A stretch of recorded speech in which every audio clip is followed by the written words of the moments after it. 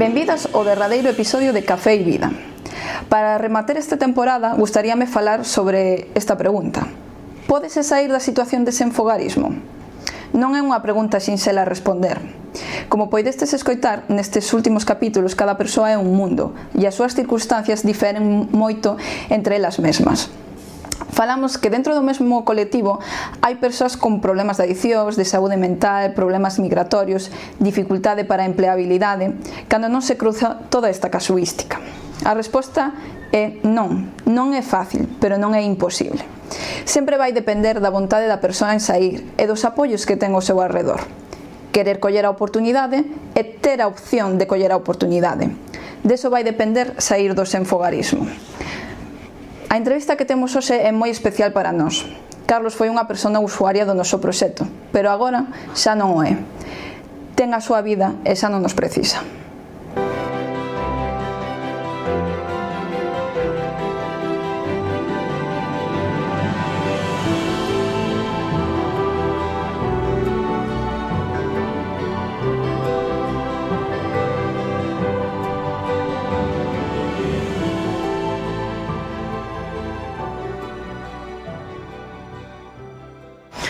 Hola Carlos, benvido ao podcast Café e Vida.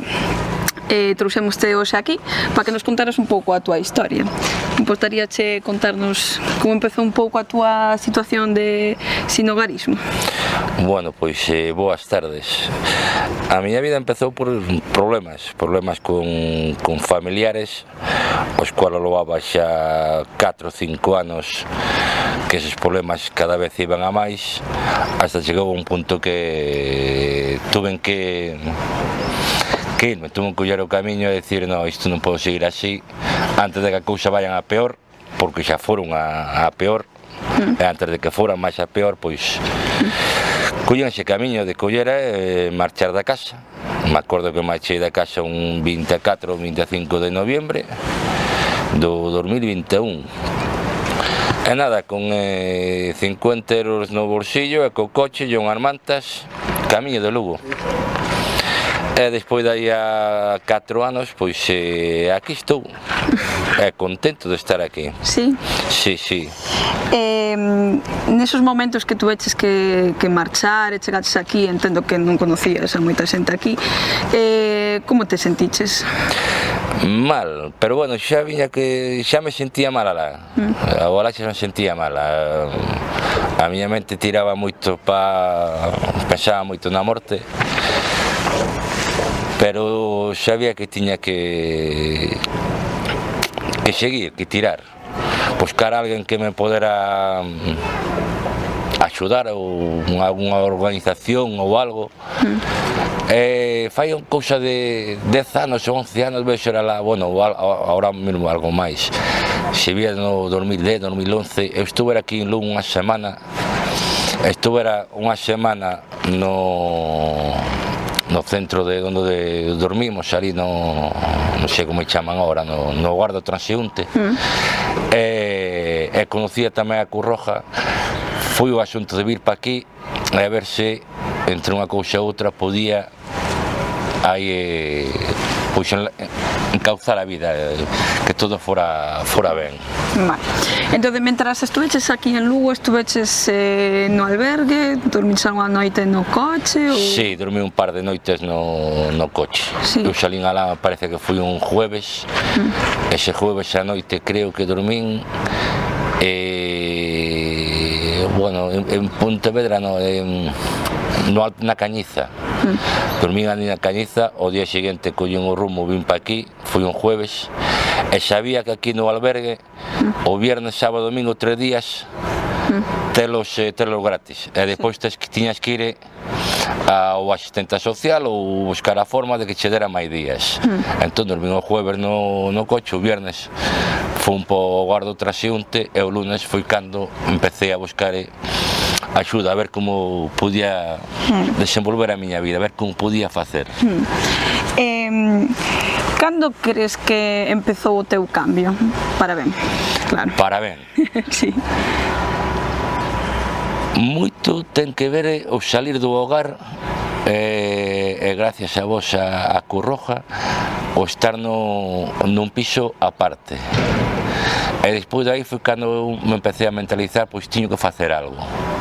E me acordo que fora a falar con Patricia, e ela me dixera, pero ti estás preparado para traballar xa? E dixen, non estou, para algo tiño que facer. E fixera un curso de limpieza, e as chavalas que onde fixera o curso de limpieza, que foi no Juan Soñador, me meteron a facer as prácticas no ULA, e a partir de aí, de ter o traballo, de estar ao mellor fora do hogar de transeúnte, de ter unha cousa máis tranquila, pois a partir de aí foi todo a mellor, foi todo encauzado. E pois, bueno, depois estar no traballo, botar 2 anos e medio, foi todo mellor, o poder estar a traballar e máis a estudiar, foi todo encauzado. Despois foi todo indo pouco a pouco, pero como se estuvera todo engrasado xa, como xa estuvera todo feito. Entonces, en todo ese proceso, cales crees que foron os teus apoios así máis claves? A Cruz Roja. Non era porque nos fixeras a pelota, vale? No, sí, pero a Cruz Roja. Pois tuve un moi bo compañeiro onde estou a traballar. Ali hai compañeros que saben da miña vida, algún deles sempre me dixeron, se algo necesitas, se algo che fai falta, non lo pides. Nunca me fixo falta pedirlle nada, pero sí. Bueno, a xente que estás, non? Sí. E ti tamén, supoño, que ti tiraches pa diante moito. Tiña que tirar, como se tuvera unha voz dentro de min que me decía, sigue, pero iso xa antes, cando estaba lá na aldea, cando estaba lá coa familia, os problemas que tuve, xa tiña unha voz dentro de min que me decía, tranquilo, con calma, todo irá ben. Fun aguantando hasta que despois non puedo ser máis, pero penso que estaba todo encaminhado, todo encauzado para vir para aquí. E así a maior dificultad, o maior desafío de todo isto? Pero que... non sei, é que... para min o desafío máis grande foi salir da casa, darse paso, pero sabía que tiña que dalo. Xa era algo que estaba xa na miña mente, sabía que tiña que ser. Porque despois foi todo... é que foi fácil. Foi fácil. Sí, é que para min foi fácil. É certo que os primeiros 4 meses que estuve bueno, non foron 4 meses, desde que vin hasta que empecé a traballar foron 4 meses. Estar no albergue e tal cual, pero foi fácil, porque mesmo no albergue tes todo. Porque danche de comer, lavanche a roupa, ter onde dormir, tes todo, non tes que queixarte de nada. Que ti non ter nada, eles te atenden. Tes todo. É que foi, despois de dar o paso, foi todo moi fácil. Polo menos para min, foi moi fácil. Entón... Tamén eu quería que as cousas foran fáciles. Quizá eu tamén busquei esa forma, de que cousas...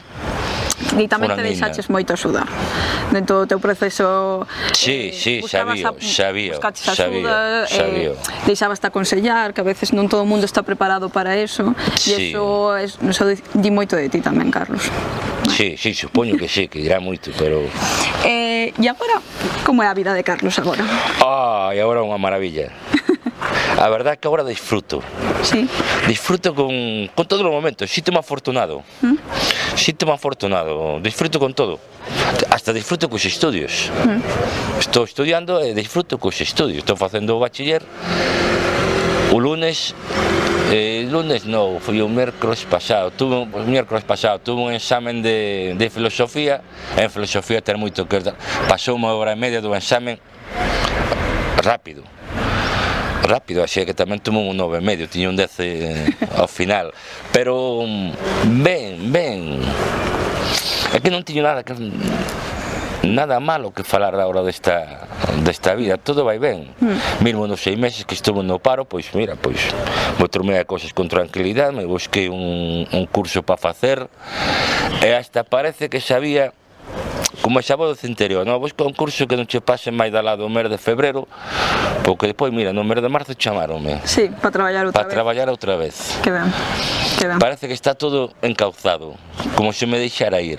E agora, onde vives? Bueno, non digas a dirección, que non hai necesidade. Sí, no, sí, pero sigo vivindo no piso que busquei desde o mes dali a 3 meses que empecé a traballar. Busqueime un apartamento pequeno, pero para min chega ben. Sigo no mesmo apartamento. Hasta a muller que me ten arrendado o apartamento está contentísima comigo. Sí. Dice que non ten que andar detrás miña para nada.